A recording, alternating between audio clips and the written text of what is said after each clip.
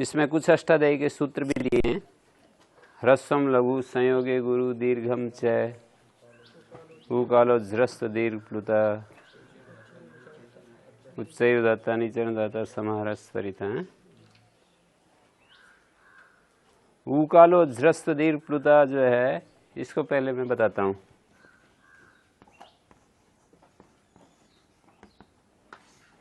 ये जो उकाला शब्द है, इसमें एक विशेष समास है।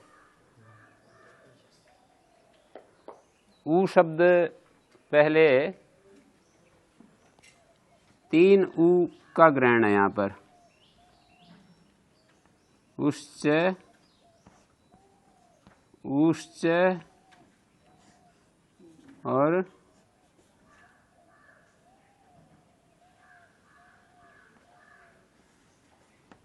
उश्च।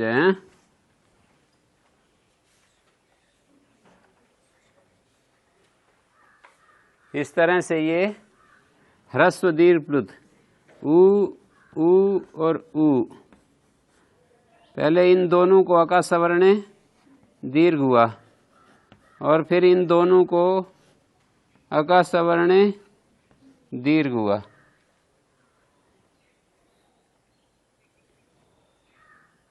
तीन ऊ थे ना, तो ऊ और ऊ को दीर्घ होकर के दीर्घ ऊ हो गया, और फिर ऊ का ये जो दो दीर्घ हुआ इसका और इस ये प्लुत ऊ का, इन दोनों का फिर दीर्घ हो गया।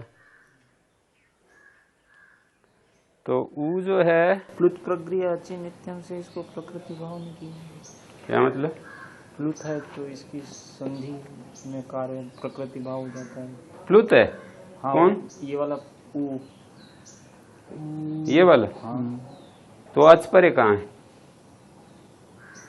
अच्छी नित्यम, अच्छा अच परे रहते प्लुत को प्रकृति भाव होता है। और फिर यूं कहो कि प्रकृति संज्ञा हो जाएगी तो ये दीर्घ मात्र है। ऊ कारांत द्विवचन की प्रकृति संज्ञा होती है, द्विवचन नहीं है। यहाँ तो हमने केवल संधि कार्य किया है ऊ और ऊ के बीच में। ईकारांत उकारांत एकारांत द्विवचन होना चाहिए प्रकृति संज्ञा के लिए। ये जो है उकारांत तो है पर द्विवचन नहीं है।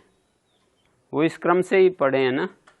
आगे ह्रस्व दीर्घ प्लुत संज्ञा करने जा रहे हैं, और इस पर विचार भी किया है महाभाष्य में कि पहले इसको क्यों नहीं रख रहे, या पहले इस वाले को क्यों नहीं रख रहे, या बाद में इस ई को क्यों नहीं रख रहे।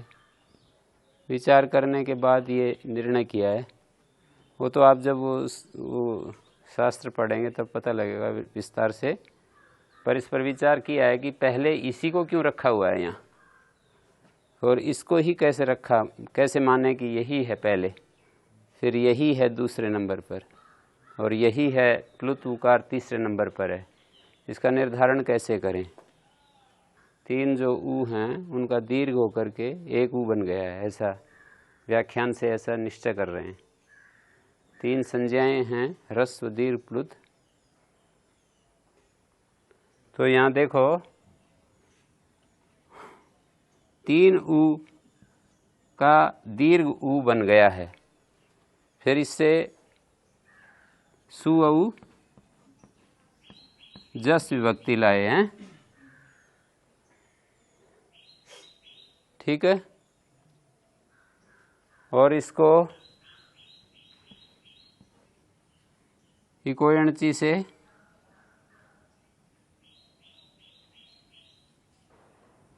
जस का अस बनेगा ना। अब क्या क्या कार्य प्राप्त हुए अब बताओ। इको एणची से एणादेश प्राप्त, उसको बाद करके क्या कार्य प्राप्त है? अचिष्णु धातु। ये धातु थोड़ी है, ये वर्णांत वर्णांत धातु को करता है। प्रथमयो पूर्व सवर्ण, प्रथमा द्वितीय विभक्ति का आज परे हो तो पूर्व सवर्ण दीर्घ हो जाता है पूर्व पर को। ये पूर्व कहलाता है, ये पर कहलाता है। पूर्व पर को पूर्व सवर्ण दीर्घ, पूर्व का सवर्ण दीर्घ हो जाता है। जैसे अग्नि शब्द है और औ है,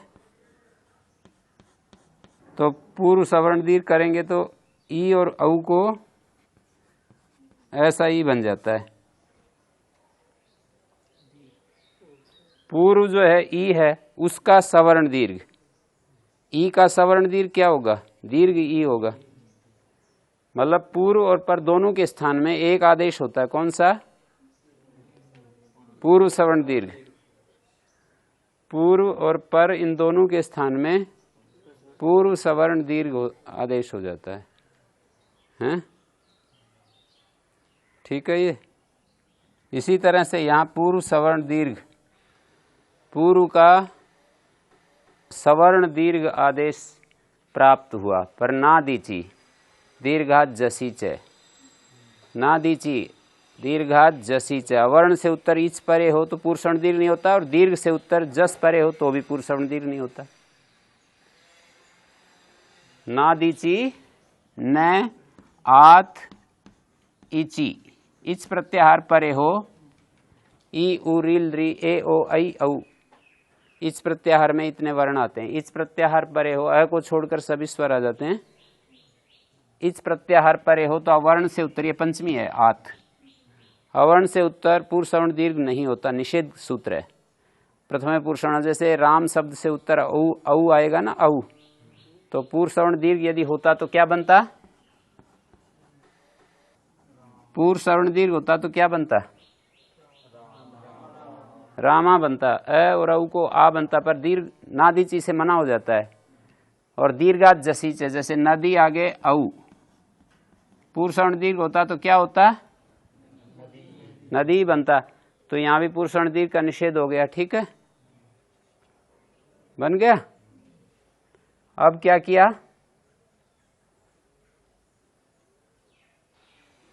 पूर्व सवर्ण दीर्घ का निषेध होने के बाद क्या किया जाता है? इको यणची, सामान्य जो प्राप्त है ना, इको यणची, सामान्य प्राप्त इको यणची ही हो जाता है।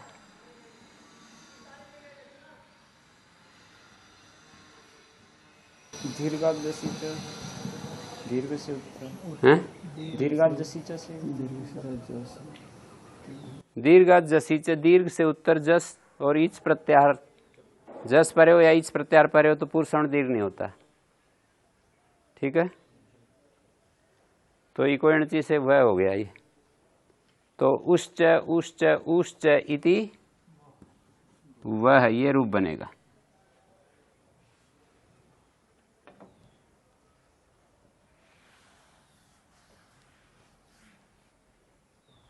और फिर काल शब्द के साथ षष्ठी समास करो।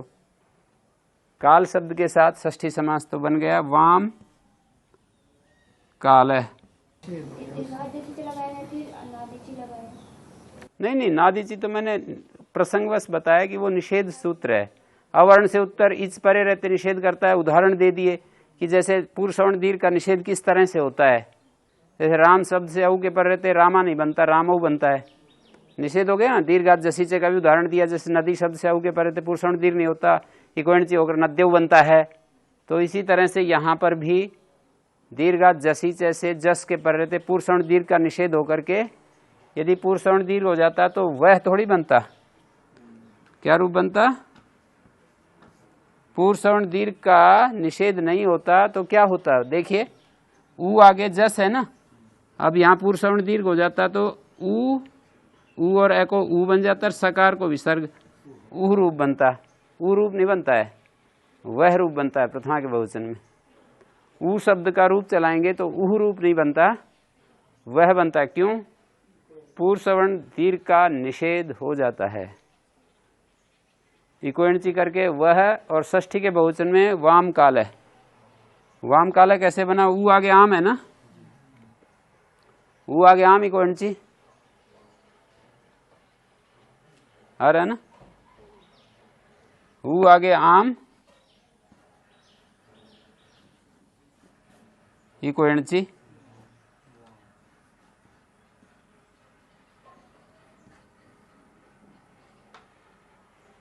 तो वाम बन गया।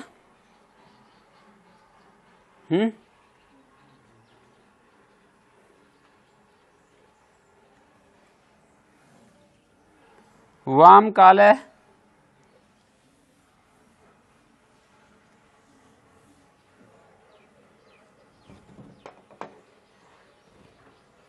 वाम काल है, क्या बन गया?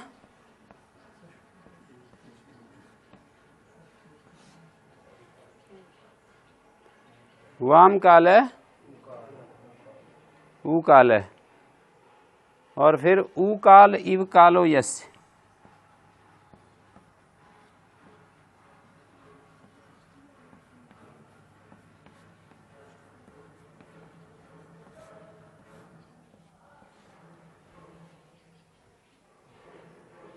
जैसे तपरस तत्काल सूत्र में समास है ना, उसी ढंग का समास है यहाँ पर।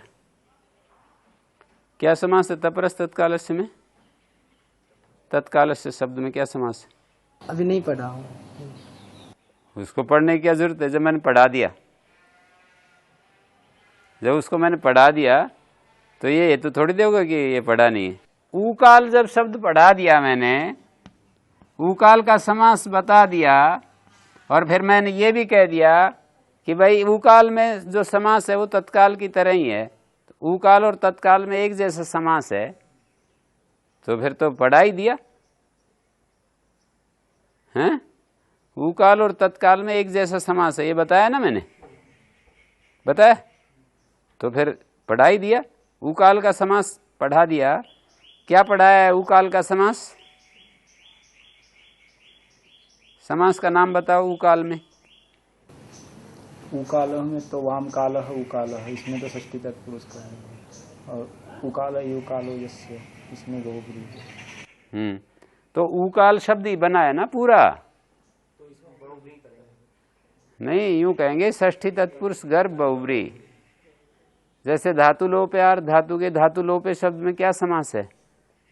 धातु के अवयव का लोप है जिसमें षष्ठी तत्पुरुष गर्भ बहुब्री, ये समास है। षष्ठी तत्पुरुष गर्भ बहुब्री समास है। उत्तर पद का लोप हो रहा है ना, ऊ काल में से काल शब्द हट गया। किसका समास किया? बहुब्री।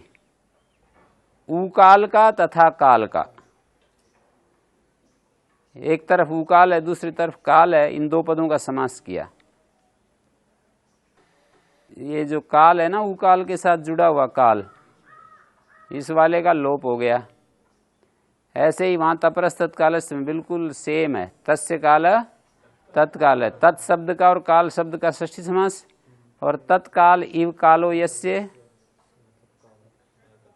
तत्काल इव कालो यस्य। क्या किया? काल का लोप कर दिया। एक जगह और भी पढ़ा रखा है इस टाइप का समास, बतलाओ कहाँ है?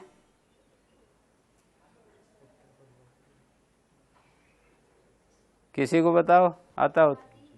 हाँ, तदादि में देख लो, इन्होंने बता दिया। तदादि में है, यस्मात् प्रत्यय विधिस् तदादि प्रत्ययंगम, तस्य आदि तदादि, तदादिर आदिर यस्य।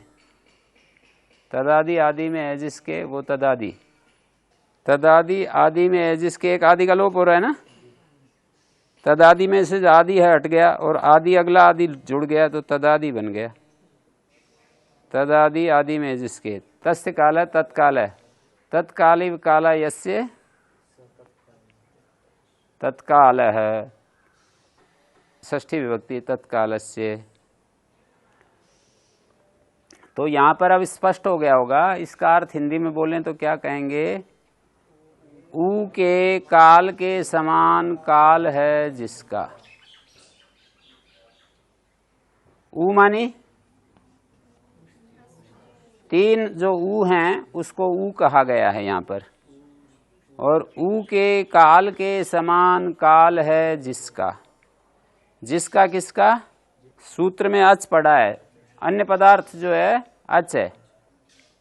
ऊ और ऊ, इसके काल के समान काल है जिसका, ऐसा जो अच, उस अच की ह्रस्व दीर्घ और प्लुत ये संज्ञा होती है।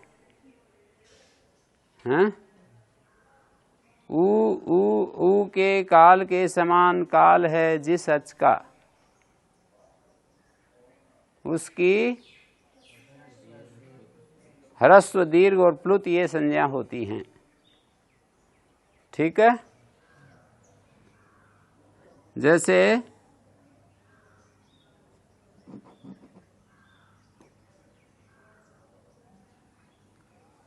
आ।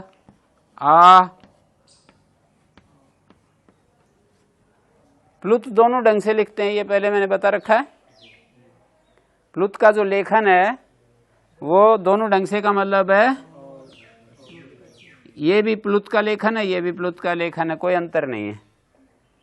विवृत करना स्वरा संवृतस्तु आकार का है ना, तो आप यहां भी आकार को ही मान रहे हो। स्वर जो होते हैं विवृत प्रयत्न से बोले जाते हैं ना, और ह्रस्व आकार संवृत प्रयत्न से बोले जाते हैं, तो आप यहां भी ह्रस्व मान रहे हो हैं। ये जो है ह्रस्व आकार है, ये दीर्घ का आ है, ये प्लुत है। तो नियम ये बनाया है कि जो ह्रस्व आकार है वो तो संवृत प्रयत्न से बोला जाएगा, दीर्घ जो है विवृत प्रयत्न से, और प्लुत भी विवृत प्रयत्न से। ठीक है, तो ये भी विवृत से बोलना है, ये भी विवृत से बोलना है, ये भी। ठीक है, और ये, और विवृत का मतलब गले को खोल देना, संवृत का मतलब गले का संकोच करना। इसको तो बोलेंगे तब तो बोलेंगे आ, गले को खोल दिया आ, और इसको बोलेंगे ये आकार थोड़ी, आप इसको आकार ही समझते जा रहे हो। ये वाला ये अक्षर यहां समझ जा रहे हो ना। तीन मात्रा में बोला जाए, तीन मात्रा तो यहां पर इतना ही है कि ह्रस्व से ट्रिपल है। ये मान लीजिए ये शब्द बोलते हैं, एक तो ये वाला है और एक ये वाला अक्षर, तो दीर्घ से ट्रिपल थोड़ी है वो, तीन मात्रा तो ह्रस्व से ट्रिपल है। ह्रस्व की अपेक्षा से वो 3 गुना, ह्रस्व से 3 गुना। ये इस बात का सिग्नल दे रहा है 3 का अंक। दीर्घ से आगे हमने 3 का अंक लिख दिया, तो दीर्घ को जितनी देर में बोला जाता है उससे 3 गुना तो बहुत ज्यादा हो जाएगा। ह्रस्व एक मात्रिक है, दीर्घ द्विमात्रिक है, और प्लुत जो होता है त्रिमात्रिक। त्रिमात्रिक का मतलब ह्रस्व की मात्रा जितनी है ना उससे 3 गुना। तो हमने आ के आगे लिख दिया तो भी वो ह्रस्व से ही 3 गुना है, और ह्रस्व ए के आगे 3 लिख दिया तो भी और ह्रस्व से ही 3 गुना है। ठीक है, रही बोलने की बात, तो बोलने में ये तो संवृत प्रयत्न से बोला जाता है ह्रस्व, और ये विवृत से बोला जाता है अ आ। तो विवृत बोला ना आ। ठीक है, इसको आप ऐसे नहीं बोल सकते हो। क्यों नहीं बोल सकते? विवृत प्रयत्न से बोला जाएगा प्लुत वर्ण, और ये है प्लुत। यहां ह्रस्व का कुछ लेना देना नहीं है। जो ह्रस्व वर्ण है ना वो एक स्वतंत्र वर्ण है ना। 22 स्वर होते हैं, स्वर कितने 22 होते हैं ना, तो ये एक स्वतंत्र वर्ण है। क्यों धर्मेंद्र? ये एक स्वतंत्र वर्ण है, ये 2, ये वाला एक ऊपर वाला और एक नीचे वाला, 2 स्वतंत्र वर्ण है या एक स्वतंत्र वर्ण है? ऐसे बोलो कि ये तो लिखते ऐसा है 2 ढंग से, चीज तो एक ही है। जैसे इसका उदाहरण आप ये कह सकते हो, पहले एक ए लिखा जाता था ना, वो ऐसे लिखा जाता था, तो ऐसे लिख दो या ऐसे लिख दो, एक ही तो बात है। जैसे भी लिखा जाता है और ऐसे भी लिखा जाता है, तो ये कोई अलग बात थोड़ी है कि ये अलग चीज है, ये अलग चीज है, हैं? ठीक है, ऐसे ही जो ई आदि हैं उनको भी दोनों ढंग से लिखा जाता है, ई, और ये ऐसे भी लिख सकते हैं और ये यूं भी लिख सकते हैं, एक ही चीज है। ये भी प्लुत ही है और ये भी प्लुत ही है। ये ह्रस्व के आगे 3 का अंक लिख दिया हमने, जैसे लुनी ही शब्द है और इसको कहीं प्लुत करना हुआ तो ऐसे लिख सकते हैं, या हम ऐसे भी लिख सकते हैं।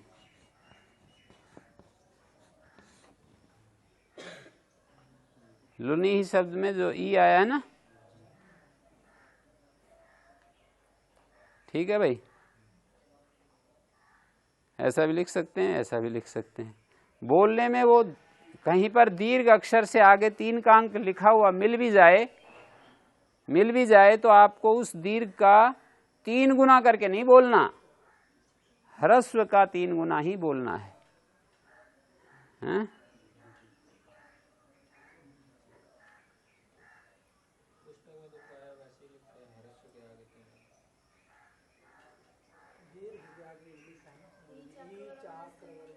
ई चाक्रवर्मण से दीर्घ में भी आगे लिखा हुआ है, हैं? जैसे किसी ने प्लुत किया, शब्द था कोई, आज इसमें आता हो, जैसे राम ऐसे बोला, दूर से, दूरात धूते, दूर से बुलाने में प्लुत हो जाता है एक एक अक्षर को क्रम से। तो जैसे रा शब्द को हमने प्लुत किया, तो यहाँ पर ये जो रा के आ को मैंने प्लुत किया, इसका मतलब ये नहीं कि आ जो है आ की जितना काल है उच्चारण काल उससे 3 गुना बोलना है, ये नहीं है। इसका मतलब ये है ह्रस्व से 3 गुना, राम ऐसे बोलना है। और जैसे मकार को प्लुत करेंगे, मान लीजिए ऐसा प्लुत कर दिया, तो वो ऐसा भी लिख सकते हो और ऐसा भी लिख सकते हो। ये कोई स्त्रीलिंग शब्द नहीं है रामा।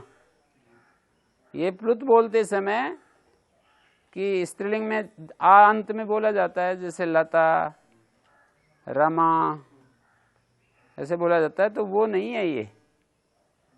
तो रामा कोई बालिका का नाम नहीं है ये इसको जब बोलेंगे ना तो रामा ऐसे बोलना पड़ेगा।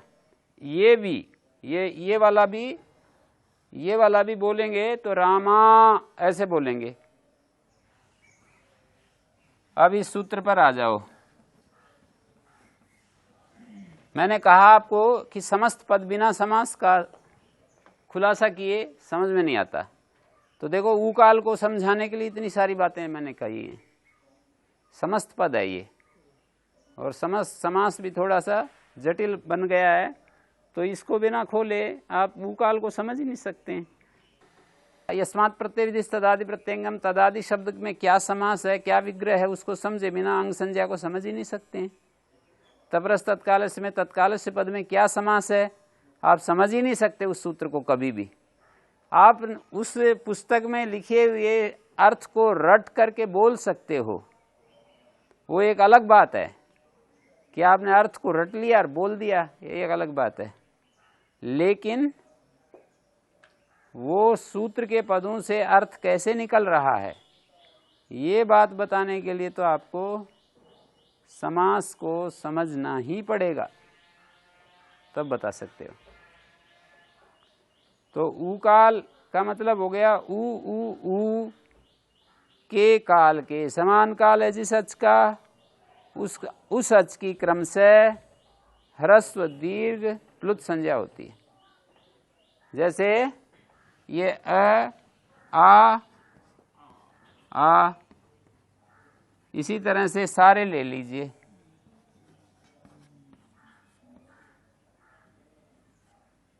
ठीक है। और इसी तरह से ऊ की भी ऊ के काल के समान जिस अच का, इसको तो उपमा बना लेंगे, इसको उपमेय बना लेंगे। उपमा उपमेय समझते हैं जब हम यूं कहते हैं समान, जैसे ऊ के काल के समान, ये तो उपमा हो गया और ये उपमेय हो गया ना। आ ई उ, तो ये तो उपमा हो गया और ये उपमेय हो गया। ठीक है।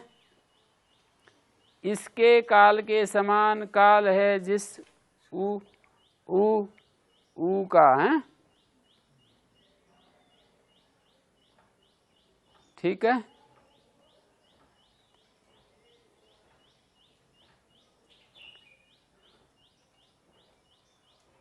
यहाँ पर ऊ शब्द ही क्यों लिया गुरु जी? ऊ के काल के समान काल है जी, और दूसरे भी था। हाँ, एक को तो लेना ही था। किसी को लेते फिर वो कहते कि इसी को क्यों लिया। और ये वो कुक्कुट ध्वनि का सादृश्य भी जो है ना इसमें प्रतीत होता है। जो सुबह मुर्गा बोलता है तब इसी तरह से बोलता है, पहले ह्रस्व बोलेगा, फिर दीर्घ बोलेगा, फिर प्लुत बोलेगा। हैं? तो ध्वनि सादृश्य भी है। ऐसे भी हो जाता है, राम रावण का युद्ध राम और रावण के समान था। तो ये जो राम और रावण का युद्ध ये तो उपमेय स्थानीय है, और राम रावण के समान था ये उपमान स्थानीय। समान शब्द जिसके साथ लगता है उपमा होता है, उपमान होता है। राम रावण के समान राम रावण का युद्ध था। इस बात को बताने के लिए इस तरह की का उपमा कथन किया जाता है। गुरु जी ऐसा कैसे कर सकते हैं, क्योंकि राम रावण तो 2 बार हुए नहीं, एक ही बार हुए, तो राम रावण के समान राम रावण का युद्ध हुआ। ऐसा कथन तब करते हैं जब अन्य का किसी का भी युद्ध ऐसा हुआ नहीं, उसको हटाने के लिए ऐसा कह देते हैं। राम रावण का युद्ध राम रावण के समान था, किसी और के समान कोई और अन्य की उपमा नहीं दी जा सकती। राम रावण के युद्ध की उपमा दी जाए तो राम रावण का युद्ध ही उपमा स्थानीय बन सकता है, और कोई उपमा स्थानीय नहीं बन सकता। जैसे कहें राम रावण का युद्ध वो इंद्र और वृत्र के समान था, तो इसमें तो आपको समझने में दिक्कत नहीं हो रही है। इंद्र और वृत्र के समान राम रावण का युद्ध था, ठीक है। राम जैसे रावण के साथ युद्ध कर रहा था, ऐसे इंद्र वृत्र के साथ युद्ध कर रहा था। तो इंद्र और वृत्र का जो युद्ध है उसके समान राम रावण का युद्ध था, ठीक है। पर जब हम यूं कहते हैं कि इंद्रवृत्र का युद्ध भी राम रावण के युद्ध से छोटा पड़ गया, या मतलब उसकी तुलना बताने में असमर्थ है, तो क्या कहोगे? संसार में कोई उपमा ही ना हो राम रावण के युद्ध की, तब क्या कहोगे? उन्हीं का उपमा करेंगे जो युद्ध कर रहे हैं, जैसे राम रावण के समान राम रावण का युद्ध इसी कर रहे हैं। तो आप ही कह रहे हो कि ये तो हो नहीं सकती कभी भी, और अब आप कह रहे हो कि उसी का करेंगे। जी मैं इससे बोल रहा था ना कि राम रावण जैसे पहले भी तो मतलब लड़के वो लोग मरे नहीं, फिर दोबारा राम रावण का नहीं, आपने अपने हिसाब से कह दिया कि भाई जब कोई और उपमा नहीं मिलेगी तो फिर उन्हीं की देनी पड़ेगी। तो वही मैंने कहा कि ऊ के समान काल है जिसका, तो इसका समानता, और जिस ऊ की, और री का भी इसी तरह से।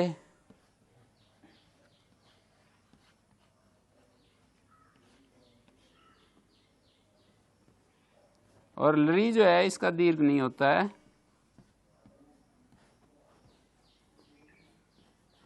ठीक है।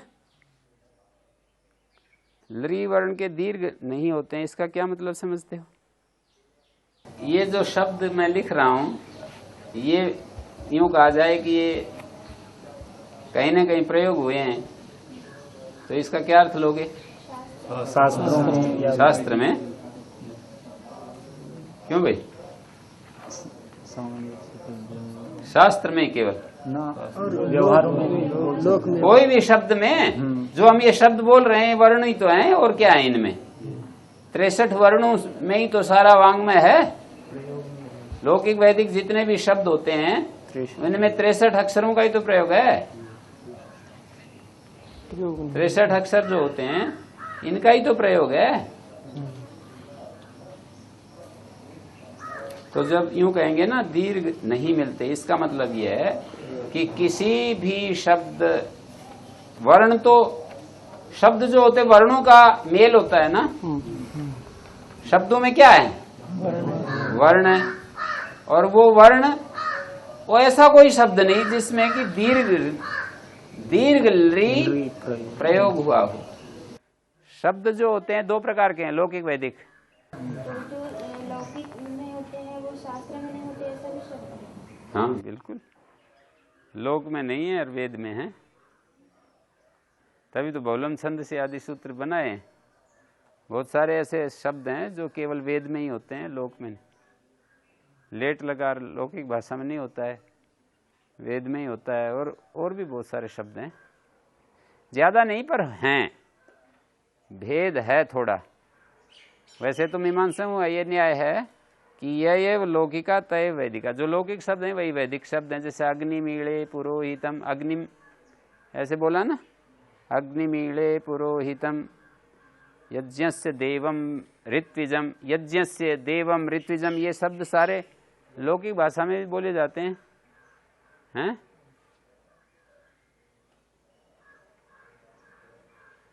अग्निमीळे पुरोहितम यज्ञस्य देवम ऋत्विजम होतारम रत्नधातमम, ये सारे होतारम शब्द भी रत्नधातमम भी सारे बोले जाते हैं।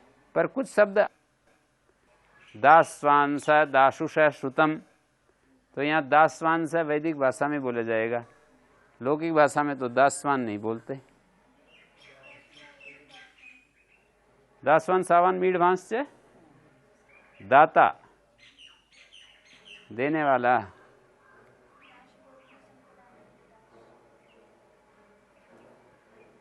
दास धातु देने अर्थ में ना, दासवान सावान मीड भांस। तो ये वैदिक भाषा में ही बोला जाता है, लौकिक भाषा में दासवान नहीं बोला जाता। दाशु से शब्द आते हैं, चतुर्थी एक वचन। और इसी तरह से ये तो हो गए, ए ओ को भी ऐसे ही लिख सकते हो, ए ओंग,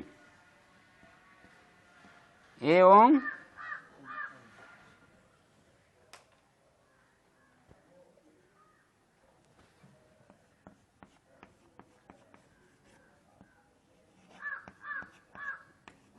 कितने हो गए ये बताओ, कुल कितने हो गए गिन करके बताओ। 22 हो गए ना, 24 कहाँ है? और इसमें ऊ के द्वारा उपमा दे दी, ऊ की उपमा इन 5 के साथ होगी, ऊ, और दीर्घ वाला ऊ है, इसकी उपमा इन 8 के साथ होगी, और प्लुत वाले ऊ की उपमा 9 के साथ होगी। इन सब अचों को ह्रस्व दीर्घ प्लुत कहते हैं। हो गया सूत्र का अर्थ। और इसमें कहा ह्रस्वम लघु संयोगे गुरु दीर्घम च, इस सामने जो आपके वर्ण लिखे हुए हैं ह्रस्वम लघु, ये 5 है ना, इनको लघु कहते हैं। और दीर्घम च ये जो 8 हैं, इनको दीर्घ कहते हैं।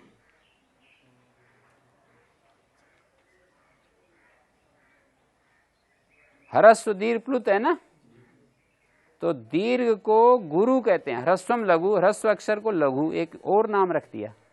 जैसे अच का नाम पहले तो रखा ह्रस्व दीर्घ प्लुत, फिर इनका एक नाम और रखा कि ह्रस्व को लघु कहते हैं, और संयोग परे हो तो ह्रस्व को गुरु कहते हैं, और दीर्घम च दीर्घ अक्षर को भी गुरु कहते हैं। ठीक है। और कहीं प्लुत आ जाए तो उसको गुरु कहोगे या लघु कहोगे?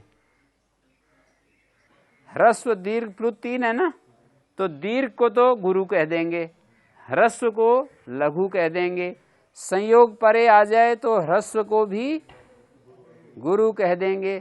प्लुत को क्या कहेंगे? प्लुत के लिए कोई संज्ञा नहीं बनाई तो उसको, हाँ, ये उत्तर होगा ना। फिर ऐसे बोलो, प्लुत के लिए जब कोई संज्ञा नहीं दी तो उसको फिर क्यों ढूंढे हैं दूसरी? क्या कहेंगे? क्या कहेंगे? कुछ भी नहीं कहना, उसको प्लुत ही कहेंगे। कोई उसका नाम अतिरिक्त एक नाम यदि दिया होता उससे भी पुकार सकते थे।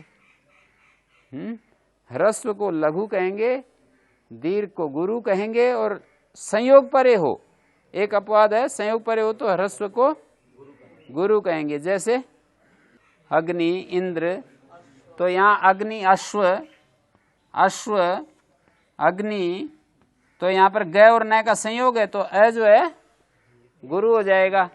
अश्व में श व है तो अ गुरु हो जाएगा। इंद्र में नदर है, ये जो है संयोग पर है तो ई गुरु हो जाएगा। आगे संयोग है ना, नदर है, हलोनंतरा संयोग है, तो ये गुरु हो गया। गैन है, ये गुरु हो गया। शव है, ये गुरु हो गया। ठीक है, तो अब ये बताओ कि ये जो मैं ये बोला था ना कि लृ अक्षर का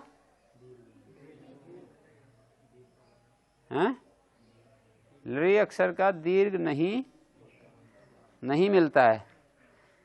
इस बात का, इस वाक्य का अर्थ क्या है? जैसे ये सारे शब्द मिल रहे हैं ना, एक एक शब्द में मिल रहे हैं। राम शब्द में आ मिल रहा है और मैं में अ मिल रहा है, ये तो हो गए मतलब 22। और फिर कूचू टू तू पू, कूचू टू तू पू, इनका भी प्रयोग मिलेगा ना। 25 अक्षर हैं ये, क ख ग घ ङ च छ ज झ य ट ठ ड ढ ण त थ द ध न प फ ब भ म, ये 25 अक्षर स्पर्श संज्ञक होते हैं। इनकी एक शेष संज्ञा रख दी, कादयो मावसाना स्पर्शाः। यादयो अंतस्था, यादियों की अंतस्थ एक संज्ञा। शादय उष्माणा, शादियों की उष्म संज्ञा है। तो यहाँ पर इनकी ये जो इनका भी प्रयोग हो रहा है ना। 63 अक्षर में सारा वांग्मय व्याप्त है। जैसे विष्णु से ब्रह्मांड व्याप्त है ना, ब्रह्मांडम विष्णुना। जैसे विष्णु के द्वारा, उपमा दे रहा हूं, जैसे विष्णु से ब्रह्मांड, ब्रह्मांड के समान विष्णु के द्वारा जैसे ब्रह्मांड व्याप्त है, इसी तरह से सारा वांग्मय, वांग्मय का मतलब, वांग्मय शब्द में क्या शब्द है? वाक्मय। तो सारा वांग्मय इन 63 अक्षरों से व्याप्त है। चौथे अध्याय के तीसरे पाद में है ना, तथागता के नीचे मैट च, हेतु मनुष्यभ्यो अन्यतरस्याम रूप्या मैट च। तो पंचमी समर्थ से मैट हो जाता है आगत अर्थ में। तो वाणी से आया हुआ वांग्मय, या वाणी बहुलता से प्रस्तुत है जिसमें वाक् प्रकृतम अस्मिन् इति वांग्मयम। वाणी जो है प्रस्तुत है जिसमें, तत्प्रकृत वचने मैट भी होता है ना। 5वें अध्याय के तीसरे पाद में है या चौथे में? हाँ, तत्प्रकृत वचने मैट, वाक् प्रकृतम विद्यते अस्मिन्। तो यहाँ पर मैं सारे अक्षरों की गणना करके बता रहा हूँ। 25 हो गए। यादि अंतस्थ और शादी ऊष्म कितने हो गए? यादि अंतस्थ 4, शादी ऊष्म 4, 33 हो गए। बच गए 8 अयोगवाह होते हैं। यदयुक्ता वहंती अनुपदिष्टाश्च श्रूयन्ते। अयोगवाह एक संज्ञा है। क्यों भाई? अयोगवाह एक संज्ञा है। यदयुक्ता वहंती अनुपदिष्टाश्च श्रूयन्ते, जो अक्षर समाम्नाय में जिनका योग नहीं, अयुक्ता, वहंती कार्यम वहंती निर्वाहयन्ती, अक्षर समाम्नाय में उनका पाठ न होते हुए भी जो कार्य के निर्वाहक हैं, अनुपदिष्टाश्च श्रूयन्ते, और उपदेश नहीं किया पाणिनि ने, जैसे अयुण ऋलऋक कहीं पर भी अयुग्वाहों का उपदेश नहीं किया, पर फिर भी सुनाई देते हैं। कहाँ पर? शब्दों में, प्रयोग में। अयोगवाह माने यदयुक्ता वहंती, अयोग वाह, वह धातु से अण प्रत्यय कर दिया, वह धातु से अण प्रत्यय कर दिया तो उपदाय वृद्धि हो गई। तो अयोग वाह यदयुक्ता वहंती अनुपदिष्टाश्च श्रूयन्ते, योग न होते हुए भी कार्य के निर्वाहक हैं, और उपदेश उनका नहीं है, फिर भी वो सुनाई देते हैं। यदयुक्ता वहंती अनुपदिष्टाश्च श्रूयन्ते ते अयोगवाह। अक्षर समामनाय नाम की चीज को समझते हो? अक्षर समामनाय का मतलब है यूं ऋ के ओंग यो छय व्रट लाणीय मंगण नम जभ गढ़दस जब गढ़दस खप चढ़ता चढ़ता कपय सस सर हल इति अक्षर समामनायः। इनमें है कहीं ये जो 4 अक्षर है ना, क्या विसर्जनीय, जीवामूल्य, उपदमानीय, अनुस्वार, ये हैं। और यम नाम के जो 4 वर्ण हैं वो हैं।